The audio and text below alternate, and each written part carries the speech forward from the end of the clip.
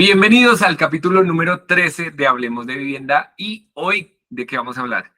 Ya ustedes han visto los capítulos anteriores y estamos en una serie de episodios donde vamos a hablar cómo se estructura un proyecto. ¿Qué vimos en el capítulo anterior? Si no lo han visto, los invito a que vean el capítulo anterior.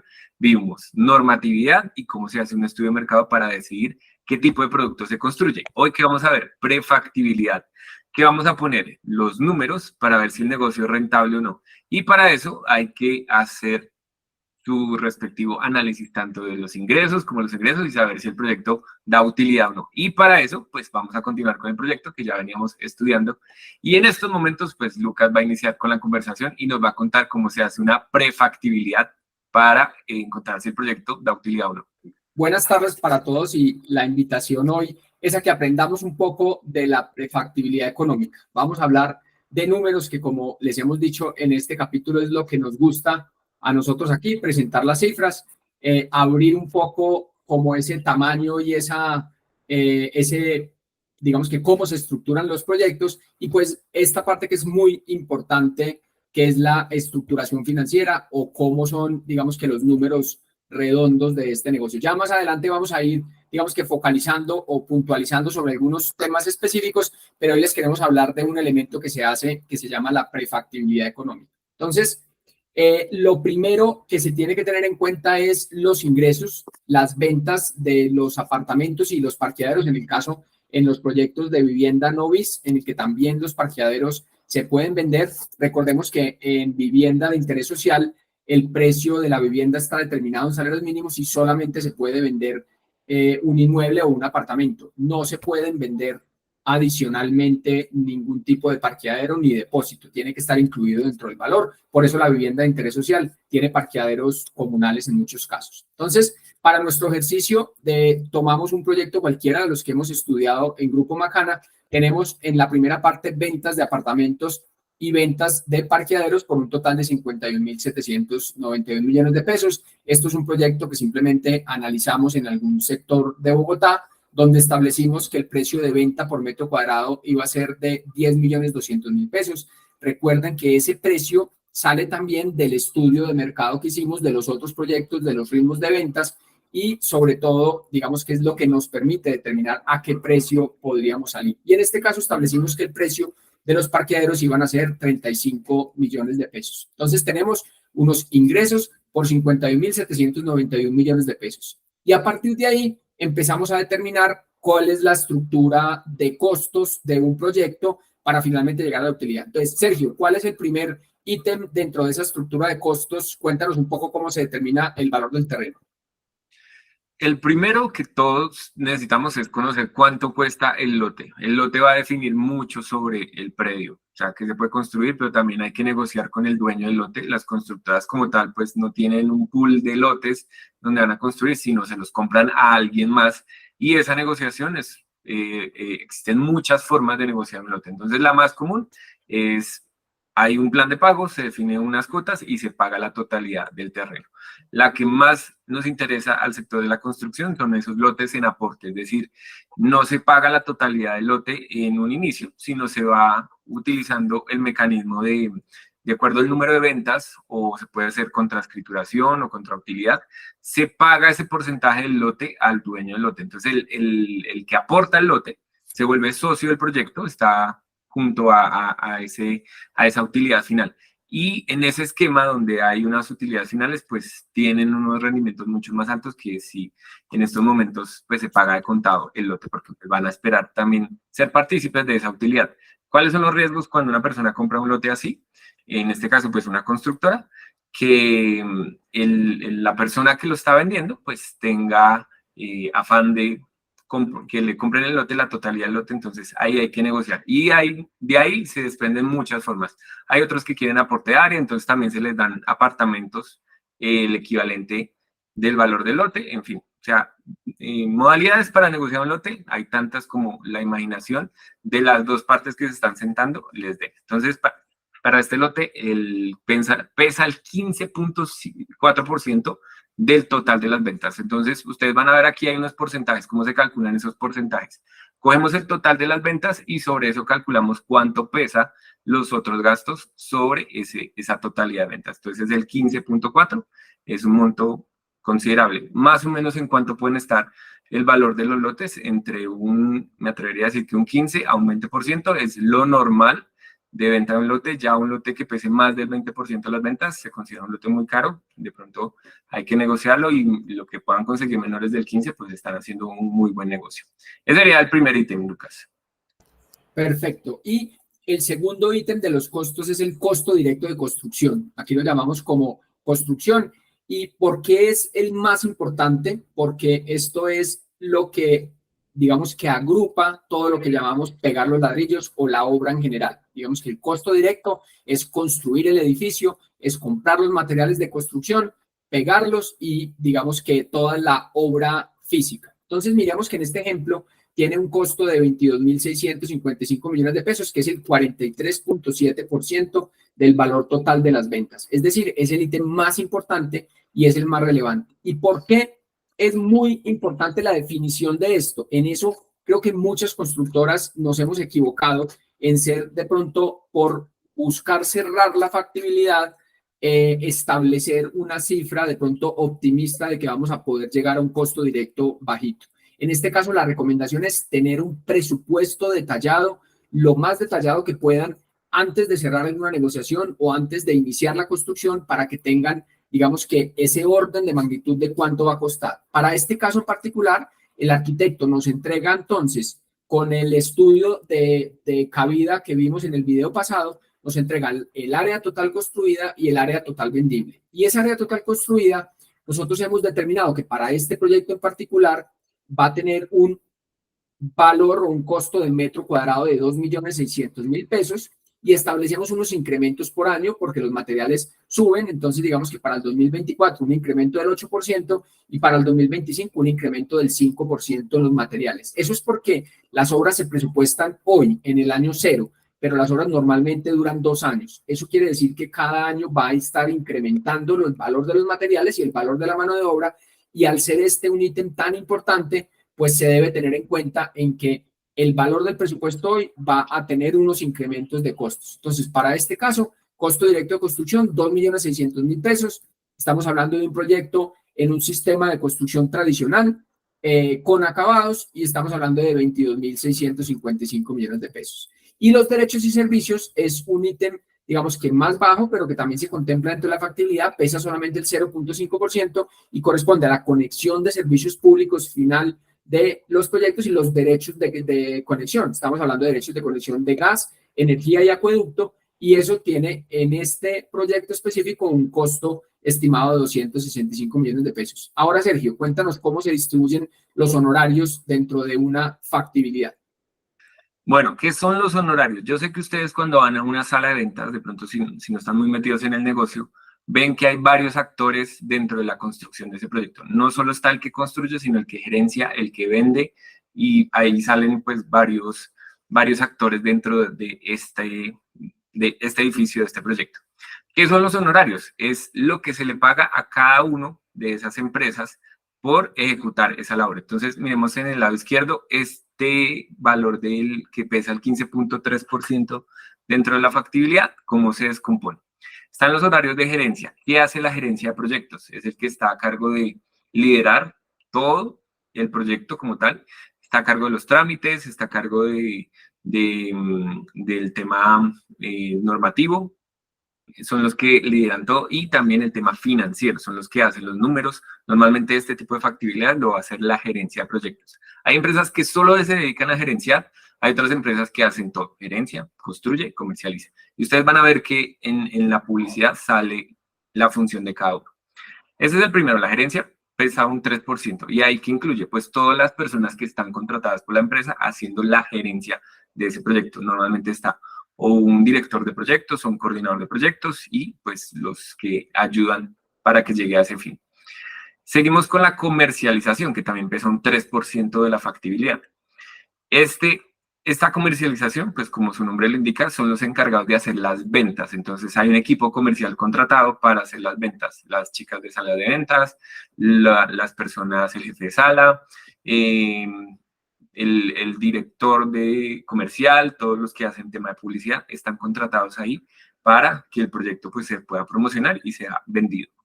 El 1% de promoción, cambia, hay constructoras que lo ponen, otros no lo ponen. El 1% de diseño arquitectónico, también las personas que hacen parte dentro del diseño, hacer un diseño bonito de un edificio, pueden hacerse partícipes de los honorarios, es un monto interesante. Y el otro sería el 8% de construcción sobre el costo directo. ¿Qué es esto? Son las personas que van a estar contratadas para hacer la ejecución del proyecto como tal. Entonces, los honorarios de construcción.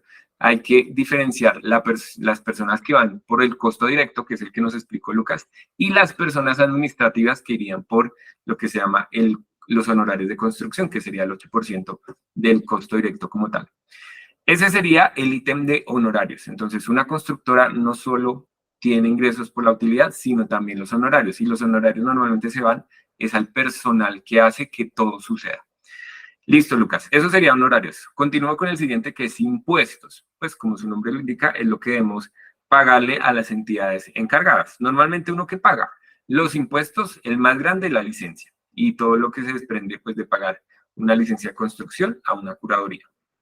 Están los impuestos del ICA, la retención, para comprar el lote también se generan impuestos, por la venta del lote a los usuarios finales también se generan impuestos, y ese pesa en esta factibilidad si no estoy mal, sí, 5.5% dentro de los costos del total de ventas. Y hay algo importante que hay que aquí, cuando son viviendas de interés social, algunos impuestos, como el IVA, pueden ser parte de los ingresos. Me explico. Cuando uno construye una vivienda de interés social, un proyecto de vivienda de interés social, el constructor puede pedir la devolución del IVA hasta el 4% de los materiales embebidos que queden en la obra. Ese IVA, ¿cómo se puede recuperar? Van alguien de la DIAN y revisa pues todo lo que se hizo durante la ejecución de la obra y ahí pues revisan si se puede llegar hasta el 4%, por eso digo hasta el 4% de los costos directos de obra, pues dependiendo la logística que esté dentro de la constructora, se puede llegar a ese 4% o un costo menor. Eso que parecía un gasto se vuelve un ingreso porque le devuelven a la constructora ese valor. Y hasta ahí llegaría el ítem de impuestos. Lucas, ¿con qué seguimos? Entonces, los gastos de administración, que es un rubro, digamos que también bajo, pesa el 1.2% para este ejercicio que estamos haciendo hoy, serían 618 millones de pesos, incluye básicamente lo que corresponde, digamos que al tema de vigilancia, si la obra tiene que tener algún tipo de vigilancia, incluye gastos, digamos que de caja menor, papelería, imprimir, digamos que documentos, mensajería, todos los gastos relacionados como a la administración de, digamos que de la obra, pero que no corresponde a la construcción o a los materiales específicamente. Y luego viene el gasto de ventas, que en este caso lo establecimos en 1.492 millones de pesos para este proyecto, que es el 2.9%, y se diferencia, digamos que del 3% de la comercialización que está arriba como honorarios, porque para nosotros el gasto de ventas en Grupo Macana lo determinamos como el costo de construir una sala de ventas, el costo de hacer la publicidad, hacer inversión, digamos que en todos los medios impresos, digitales, y llevar, digamos que a la sala de ventas las personas que nos van finalmente a comprar, porque lo otro, digamos que en el costo de la comercialización, en ese 3%, que es la gerencia de la comercialización, está lo que tú decías ahorita, están las salas de ventas, el costo de las salas de ventas, las comisiones de ventas, pero está todo el acompañamiento que hay, el cobro de cartera, y finalmente, digamos que el proceso de legalización y escrituración. Y quedarían faltando entonces dos ítems que serían fiducia y gastos financieros. Explícanos, Sergio, a qué corresponden estos rubros. La fiducia, seguramente ustedes han visto que la mayoría de proyectos es algo opcional, no es obligatorio tener fiducia. Y la fiduciaria es contratada por la constructora, la escoge la constructora y como cualquier entidad, pues tiene unos costos asociados por su labor. Empezamos con la fiducia de parqueo, que es la primera. Cuando un constructor compra un lote, parquea ese lote en una fiducia de parqueo, así se le dice, y es la manera que tiene la constructora de garantizar que ese lote se va a ejecutar un proyecto y que puede que pase cualquier cosa, que el dueño del lote se eche para atrás o exista algún tema jurídico, está protegido y su única función es que se cumpla la construcción de un lote. Entonces, a la primera, y ahí hay unos costos. Después pasamos a la fiducia preventas, que es cuando ya el proyecto sale a venderse, y por cada consignación que los clientes hacen, ustedes, si han comprado un apartamento, se dan cuenta que les dan una tarjetica o un número de fiducia para pagar, y allá la fiducia administra los recursos de todos los compradores hasta que se cumple el punto de equilibrio y le desembolsa ese dinero como tal a la constructora. Y hay una última fiducia, que es la fiducia inmobiliaria, que es cuando ya se cumple el punto de equilibrio y ya inicia como tal la construcción. Dependiendo de la constructora, dependiendo de la fiduciaria, hay modelos híbridos, hay fiducias integrales que incluye preventas e inmobiliario en uno solo. Hay fiducias que la preventa se transforma automáticamente en inmobiliario cuando termina su ejecución. Hay que averiguar exactamente cuál es el modelo que aplica, pero normalmente hay un costo asociado para esta factibilidad, sería el 0.5% del valor total de las ventas. Y por último, los gastos financieros.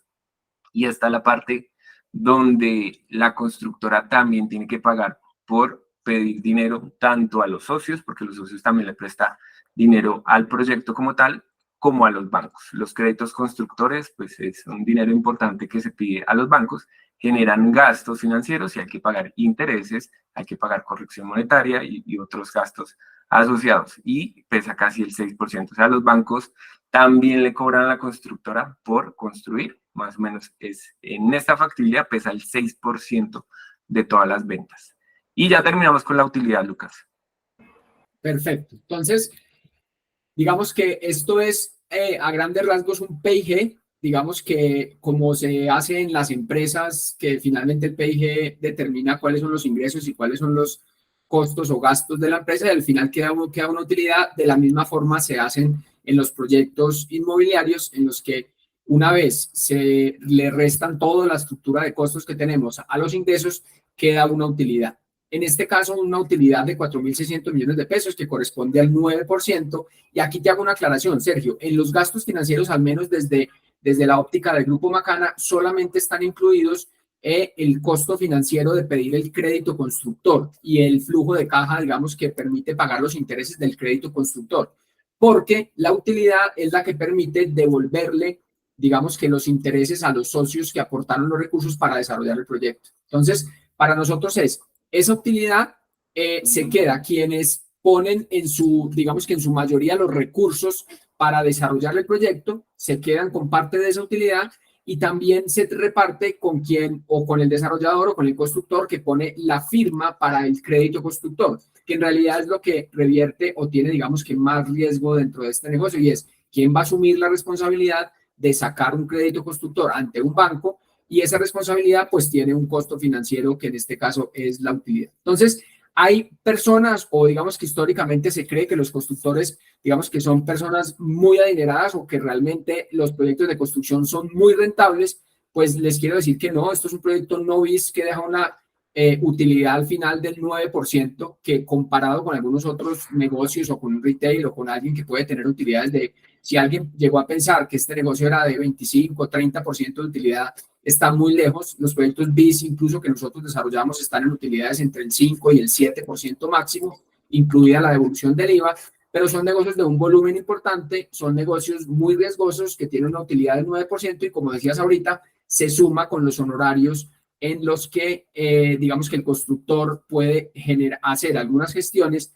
Y desde la parte nuestra, digamos, se evalúan proyectos que entre la suma, entre la utilidad y los honorarios que vamos a ejecutar, estén en mínimo un 14% de las ventas del proyecto. Entonces, con esto, Sergio, creo que este es a grandes rasgos cómo se compone una prefactibilidad económica de un proyecto. Es lo que nosotros evaluamos después de los otros estudios que nos permiten tener información para completar esto, y que ya próximamente se lleva pues a una junta para una aprobación de socios de continuar con el negocio adelante, o revisar qué hace falta dentro de la estructura para poder iniciar ya, digamos que firmar lo que nosotros llamamos pues un acuerdo para poder arrancar estos proyectos. Yo quiero agregar que este proceso es iterativo. Acabamos de ver en el capítulo anterior cómo se ve la normatividad, cómo se hace un análisis de mercado, y aquí estamos viendo los números. Si el proyecto no llega a dar, uno devuelve la información y dice, no está dando. Entonces uno le vuelve a decir al arquitecto que diseñe unos apartamentos diferentes, que se pueda hacer subirle el costo, un apartamento más caros o rediseñar todo el proyecto, y es un proceso iterativo hasta que se encuentran los números que son interesantes. Y ya cuando, lo que dice Lucas, se aprueba por junta directiva, el proyecto en algunas constructoras tienen otra área que es ya la área como tal de gerencia de proyectos, que van a ser los que ejecutan el proyecto, lo sacan a ventas, y pues ahí ya esta prefactibilidad se transforma en una factibilidad definitiva y ya se hacen los números de manera más dinámica, porque aquí estamos viendo algo estático, ¿no? Pues es un Excel de una hoja. Pero ya más adelante, los que van a operar el negocio, los que ya están en la gerencia de proyectos, y ahí yo les cuento que yo estuve en la gerencia de proyectos, haciendo este tipo de análisis, uno empieza ya a administrar el proyecto y todos los meses va mirando cuáles son los ingresos, cuáles son los costos, y haciendo esa administración mensual de la factibilidad dinámica, que es lo que uno presenta en todas las juntas directivas de todos los meses, cómo va el proyecto, cómo le ha ido, cómo van las ventas, y se plantean estrategias por si no se está vendiendo, por si los costos subieron, que lo tuvimos en el 2020-21, que los costos subieron bastante, entonces toca volver a hacer los números. Y listo, Lucas. Con eso, una persona puede empezar a hacer su proyecto. Es como la primera parte. Hay algo que sería muy interesante para terminar, y es que les vamos a estar contando de pronto cuáles son esas herramientas que nosotros utilizamos para obtener estos resultados. En este caso, digamos que es una factibilidad, y digamos que este es el resumen final, pero existen software, existen PropTechs hoy en día en Colombia que han ido automatizando. Nosotros hoy en día no trabajamos las prefactibilidades en Excel. Algunos modelos, digamos que nosotros llamamos de servilleta, los hacemos, digamos que en un modelo de Excel, pero estos ya son, digamos que análisis financieros muy avanzados, calcular esos flujos de caja, como decías ahorita, con tanta iteración se volvería muy engorroso estar recalculando esos flujos. Más adelante explicaremos cuáles son esas herramientas, qué es lo que necesitamos y qué es lo que más como tranquilidad y seguridad nos deja, no solamente para la comercialización, sino para todo lo que tiene que ver, digamos que con modelos, imágenes, y también el tema de modelos de análisis financiero con los que nosotros trabajamos, que puede ser muy interesante para que la gente tenga, digamos que ejemplos y sepa cómo utilizamos esas herramientas para tener, digamos que mayor tranquilidad en los números y en los resultados. Listo, Lucas. Ya con esto damos terminado a este capítulo. Van a haber otras partes porque este proyecto no ha terminado de estructurarse. Hasta ahorita hemos visto los 3 puntos iniciales. Si quieren continuar con nosotros este proceso para sacar este proyecto a ventas, que se construya y se entregue, tienen que seguirnos en Hablemos de Vivienda. Y también, si tienen cualquier duda, comentario o quieren que hablemos de algo en los siguientes capítulos, nosotros los estamos leyendo en los comentarios. Hasta luego.